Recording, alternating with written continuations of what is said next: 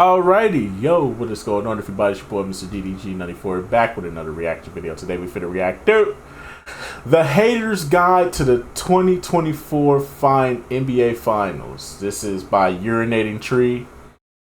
I tried to do this video last year and my audio fucked up, so I couldn't do this video last year. I wanted to make this a yearly series, so now we're gonna start it in 2024.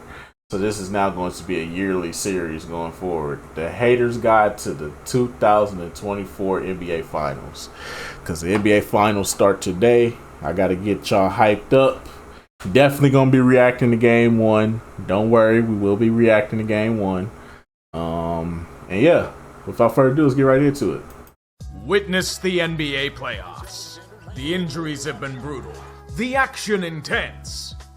Call me an old curmudgeon, but I hate the playing games. The cheap cash grabs that put mediocrity on a pedestal. Even then, Miami did make it to the finals from there last year. And they're still considered playoffs, so I'll start with those for the sake of tradition. And this first elimination is one that many fans have celebrated. Are the Warriors finally dead? Am I dreaming? The long menace to an unfucked NBA over the years may be reaching their downfall. And it happened in the Mediocrity Invitational to the Kings. Kinda hard to win when you turn the ball over 16 times. Not exactly good when a team known for prowess beyond the arc was substandard in that category. Choked out of Sacramento like Draymond did to Rudy. Revenge granted to their opponent. There will be no miracles here. Clay's headed to the open market and the core might not have much time left. Curry can only chuck threes for so long before his body goes. CP3, your magic in delivering winning to franchises has been thwarted. Hey, Chris Paul This might be need the to end of the retire. road. He will be enshrined at Naismith, but he's like Sauron after the eruption of Mount Doom. No rays. Rest in peace, Dejan Milojevic. The perpetual jinx that is Sacramento shall continue on. I don't understand. Against most teams, they're a formidable opponent that's versatile and balanced. When they play the Pelicans, they morph into their Vlade Divac GM days. If you take out their games against New Orleans, the Kings would have probably been the 6th seed. That's how bad things were. Winless in every contest. And most of them were blowouts. But what the hell was the excuse in the playing game? They were without Zion. Down their best player and you're still getting wrecked by 20? You held CJ McCollum to 7 points and you still can't shoot from 3? What the hell? Do you know the lesson here? Don't play your worst basketball just before the playoffs. Back. If you do, you get stuck in mud like the Kings. Does everyone remember when they shocked the world and made the conference finals a few years ago? That almost seems like ancient history. I remember. I remember. The Bucks beat them and then went on to win the NBA championship. I remember that. Good times. Good times. In fact, I'm more amazed they made it there when they live up to the modern NBA stereotype. They don't play defense. Even if they tried, they cannot play defense.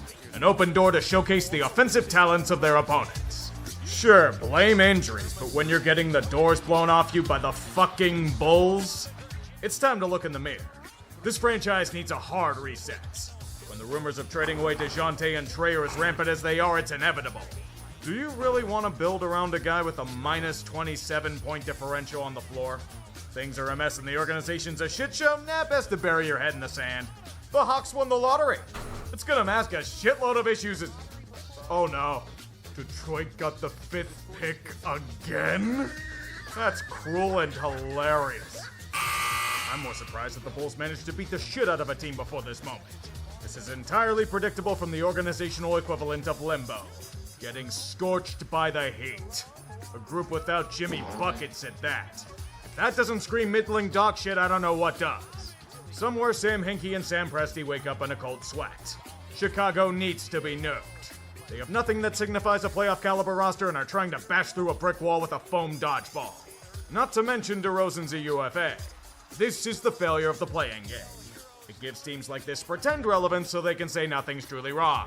Don't rip the band-aid off, there's promise in there somewhere. Did you see how well Kobe White did against Atlanta? No matter what happens to them in a given season, it becomes Groundhog Day in New Orleans. Just like the Groundhog may or may not see his shadow, Zion sees an injury for at least 6 weeks on the shelf. Exactly. You already know the rule. No Zion, no winning. Except against the Kings, apparently. There was none of that luck against OKC, as the Pelicans were repeatedly struck by lightning. This was supposed to be a series? I think people simply forgot to just do an nod at Chet Holmgren and SGA. You wanted the smoke? Well, they brought the thunder. And New Orleans just lied down and died. Send these fuckers to Galveston. The dirty water there will wash them away like refuse on the beach. I'm somehow not surprised by this. Just because Kobe got a statue doesn't mean your fortunes will change. The Lakers have been a team in turmoil for a number of years now. And despite constant coaching changes and drama ahoy, they can't seem to find that spark that made them a threat in the past. Flashes of excellence, but against Denver? Good luck with all that. The Nuggets are a nightmare for them matchup-wise. I get that, but did you have to seriously blow double-digit leads at halftime in multiple games? Is that the price for finally beating Joker in a game in the playoffs? Or is it LeBron being critical of officiating? Oh no, you can't get double the free throw attempts of your opponent like in the play-in game. We'll feel so sad when you play with Thanasis James. But you shouldn't feel bad at all, Lakers fans. You have another Mickey Mouse trophy to cherish. Facts. The in-season Facts. Y'all got the in-season tournament. Y'all should be happy as hell. Tournament. This is the NBA's response to the NFL infringing on Christmas. Biggest story in basketball this side of back-to-back humiliating exits from the playoffs. Damn. Phoenix was hungry to get out of a self-imposed hell. A deal with the devil had to be reached. His name happens to be Bradley Beal, a super team rivaling the Brooklyn Nets in size and notoriety. There's only one problem with everything. You have no bench, and you have no point guard. With only 3.5 players on the roster, the supposed super team burned into a supernova. Know how bad it got? They got swept by the Timberwolves. Not even swept, more like completely obliterated by them. This was a team the Suns had crushed all season. Mr. Beal, congrats on the first sweep in your life by fouling out in Game 4. What a wonderful package of rewards this will bring. No control of any of their draft picks until 2031. Locked into brutal contracts, and Beal doesn't seem keen on showing you mercy. You can't admit total failure in an enterprise, though. Simply cut the head coach's heart out. Frank Vogel will be sacrificed for the rise of Mike Budenholzer? Nothing like desperation. Breaking news!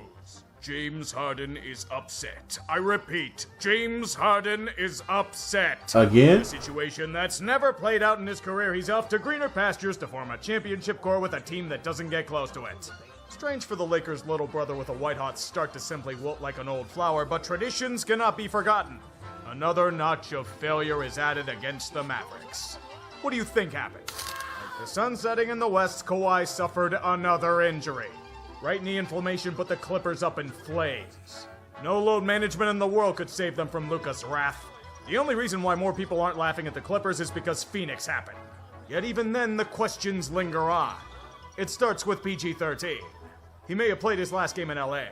Will Kawhi give a decent return on investment for his new extension? What happens with Westbrook? Even with a new logo and extending Tyronn Lue, there's still a lingering stench with this franchise. I give it another 3 months before Harden gets upset again. Exactly. Buddy, if you keep shitting it in the clutch, maybe the problem is you. Alas, the voodoo sorcery of undrafted spirits can no longer save you. Miami had that power in seasons past, but against this Boston team, they learned from last year's horrifying Game 7. The Celtics have that old Irish luck. This leprechaun smoking a victory cigar along with Red up above. And their opponent's best player is unable. It's not fair. It's not fair. They didn't get the Jimmy Butler experience. It's just not fair. I'm sorry. It's just not fair. It's not fair. They should have got the Jimmy Butler experience. We got it last year. They should have got it. They didn't experience it to the conference finals. They should experience what we experienced last year. They should feel the embarrassment of getting knocked out by a play-in team in the first round. It's only fair. But no. Jimmy Butler got to be injured. Where the fuck was this at last year? Fuck the basketball gods, man. Why y'all doing this to my team, dog? What did we do? Play due to an injury suffered in the pity tournament, it's going to be a very short series. And when said injured player is trolling the Celtics on social media, he'll get called out for it by Pat Riley. The problem with the Heat is that they need every single thing to go right for them to go far. Even with an incredible comeback in Game 1, Boston was just way too much for them. Despite no Porzingis in Game 5. Do they have enough to get over the dreaded wall? Jimmy's not exactly a spring chicken anymore. It's a frustrating endeavor indeed. The more things change, the more they somehow stay the same. At the beginning of the year, there was hope. Philly looking strong, Maxey becoming a star, and Joel Embiid putting together an MVP season of envy. Then Embiid got injured. The season was over right there. It's not just that the Sixers are worse without him, and they're nearly useless. They went into free fall without their big man. And despite a massive return to form once he came back, it wasn't enough to beat the Knicks. You can't stop Jalen Brunson, you get to lose the series. Facts. Pure infestation of New York cancer that spread everywhere. Even Wells Fargo Center wasn't immune to a sea of orange and blue. Don't worry, the refs will somehow be blamed for that one too. But even for another predictable series loss, this one doesn't feel as miserable. Tyrese Maxey broke out into a superstar. Facts. Did you see his Game 5? Fucking incredible. Now if Embiid manages to stay healthy, they may be able to see the third round for once. It mostly depends on their offseason. They're probably gonna throw all the money at PG-13. Anything to get rid of Tobias fucking Harris. Exactly. A goose egg in Game 7. Take a bow. You can't shit on Orlando for going out like this. Nah, not at all. Actual ages since the Magic have been anywhere near relevant. If there's any team that deserved a round of applause in this playoffs, it's got to be the Orlando Magic. They were young. They showed their inexperience in the first couple of games of this series, but once they went back to Orlando, they slowed it down. They started taking smarter shots. They actually started to and then they gained their confidence and they started to realize, hey, we could beat this team. And they took them the distance all the way to 7 games. But hey, that playoff inexperience, man. They're a young team. I'm investing a lot of stock in Orlando next year. Most definitely, a lot of stock is going to be invested into Orlando next year. Even though the script is real, but still. And they took a franchise with far more pressure on them to the brink. This was their learning experience year. They have a potential star core that can lead to more in the future, and they're very, very young. When in doubt, trust in Paolo Banchero. Orlando's problem is one facing many teams. They just don't have enough. Their offense lacks depth and consistency, and the offseason could lead to a fix there. Have you noticed how much cap space they have? If Yes. I'm Orlando, I'm licking my damn chops with what's available for the taking. It's the return of a long-lost age for the Magic. They will load. What a strange feeling this is. If I had an award to give for best comedy, it'd go to the Bucks unanimously.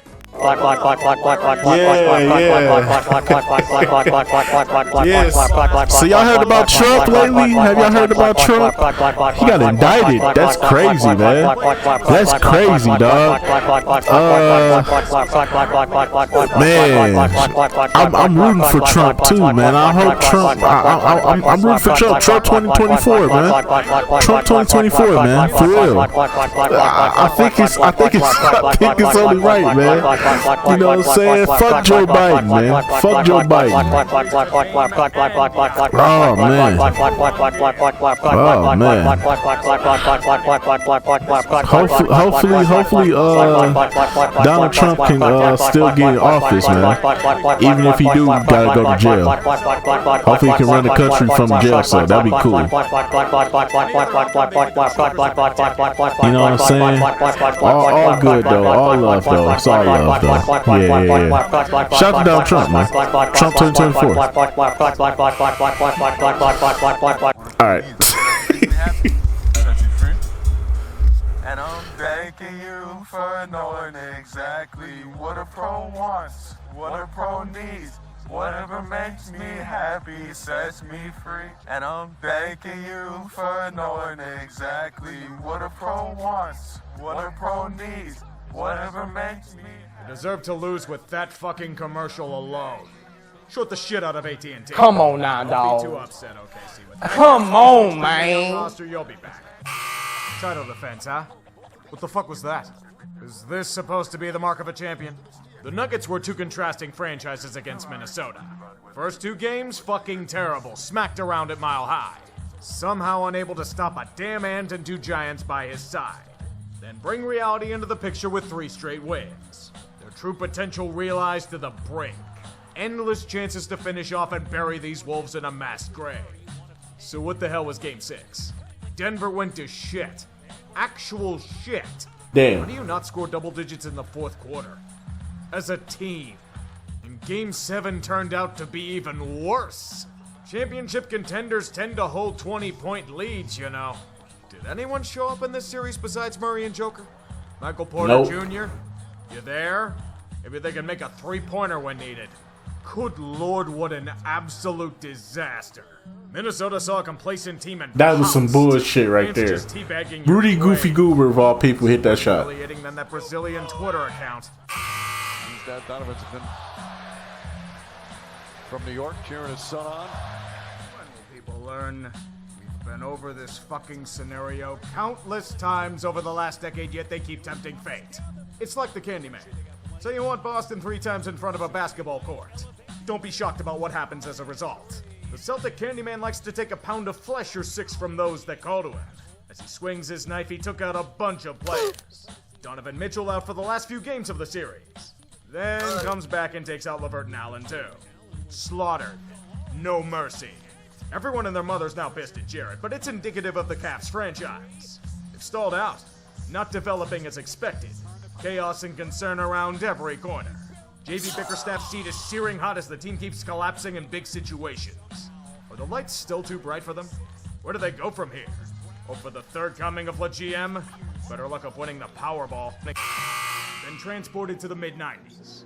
The Indiana Pacers humiliating the New York Knicks in the playoffs. Somewhere I expect Reggie Miller's doing the choking taunt with this revelation. So what caused their demise? Everyone pretty much died. That's all there is to it. Julius Randle's been out since April due to a season ender. Bojan Bogdanovic got shot from range against Philly.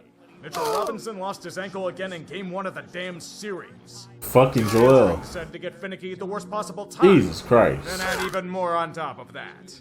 Not bad enough the Knicks somehow got punished for crimes dating back to Isaiah Thomas. With their roster decimated, Indiana continues their survival by simply not fucking up. Although I don't know if shooting 67% from the floor in a Game 7 is merely passable. A magical run undone by the clock striking midnight. As it happens, Jalen Brunson breaks his hand. It was over by that point anyway. Oh no, you guys, ESPN can't talk about the Knicks for 4/5 of the broadcast. What a horrible tragedy. This was the chance for the Timberwolves to overcome every single narrative out there. To turn themselves into household names, to get the last laugh about the Rudy Gobert trade, to show the world that they're for real. Nas Reed, for Christ's sake! Stereotypes exist for a reason. In typical Minnesota fashion, the Wolves became Kyrie's philosophy on the earth. Flat. You make all of that noise for the first time in decades, and emerges as a superstar, and you lay a gigantic egg in Game 5? They couldn't stop that Had a Luka significant magic. advantage in the paint. All the maps feature are Luka's endless whining and Kanye Irving. It'd be nice if that advantage came true. They couldn't convert from range. Cat could have had a machine gun and he still would have missed his shots. As the team is yelled at in film sessions, they're at the crossroads. The window is sprung open, but time is short. Massive extensions for Cat and Ant are kicking in. The Stifle Tower's got a player option after next season. And role players are going to be free agents this summer. Damn. These next few months will be the difference between a disaster and the first title in Minnesota since HW was president. There's work to be done. Get busy. I hate to be the bearer of bad news, but the Pacers are no longer up against an injury-riddled mess or living soap opera. They get Boston. Even if the fans plead for mercy, the Celtics are simply going to kill their firstborn sons to prevent the state from thriving again. For Indiana, that sacrifice is going to be Tyrese Halliburton. Turns out tempting fate has its consequences. Both these teams got here off other teams being injured. But the basketball gods, for some odd reason, just said, you know what? Let's tip the needle to Boston. Which I'm not mad at. I'm not mad at it, but there were better options. Milwaukee. Denver. New York. just to name a few. But this is what we got for the Eastern Conference Finals. Hot garbage. Trash ass team that didn't deserve to be here. And another trash ass team that got lucky that the other team's star players weren't able to. The fact that y'all didn't get the Jimmy Butler experience pisses me off. Y'all should have got the Jimmy Butler experience. Y'all should have known how it felt like last year watching my Bucks fall to the Jimmy Butler experience. Y'all should be experiencing that as well. That's not fair. It's not fair. Not fair, man. Life's not fair, man. Some bullshit. It is what it is, though. Fuck life. The rest comes in the games themselves. Game 1 up by 3. All you have to do is you fuck the ball. And Jaylen Brown tied a game in the final moments, and you blow it. Great. Game 3. A 16-point lead in the third quarter. Hold this lead and the series has, they blow it. Game 4. Another lead. They blow it again. No points in the final 3.5 minutes. Yeah, this team is cursed. A tremendous season delivered with a punch to the face. Now the question lies with Pascal Siakam. Does he want to stay here or will he pull a PG-13 and move on? Do they simply try for PG-13 again? They have the cap space to do it. Larry Bird isn't going to try to make him into a power forward again. It still stings nonetheless. What the hell could have caused such pain?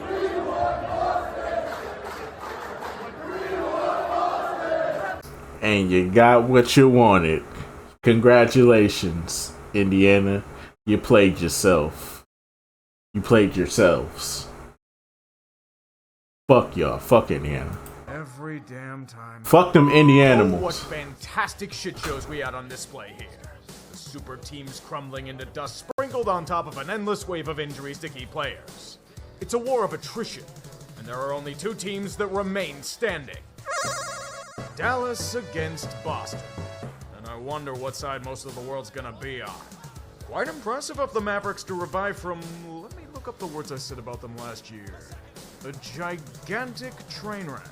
The total disaster was quickly recovered on the backs of 2 superstars that developed a chemistry that's the envy of the league. Luka and Kyrie. The team depth hasn't been there for the most part, but when Doncic is pulling the bullshit he has on a consistent basis, who needs it? PJ Washington's been the third wheel of this group, being a solid trade deadline piece for the team. Plus, there's the dreaded law firm of Derek, and Daniel as forwards and big men. In these finals, the two-headed monster is going up against the basketball equivalent of a Death Star. Do you try to stop Jason Tatum? Or perhaps Jaylen Brown can be controlled? If they can, you have to deal with the ageless Al Horford. What about Drew Holiday?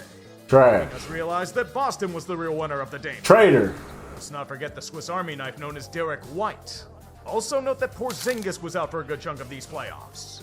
And they still dominated regardless of opposing injuries. On paper, the Celtics have the depth and advantage in the paint, but Dallas more than makes up for it with high-end star power. Either way, we will be getting a somewhat fresh champion. Building a statue for Luka or for Billy King. Now, I firmly believe that the Mavs will make this an interesting series unless the fans do something like tempt fate or defy the gods. Congrats to the Celtics on the series win. Let it play out. It's over. At last, the long wait is over. After 47 years, the Denver Nuggets can finally call themselves NBA champions.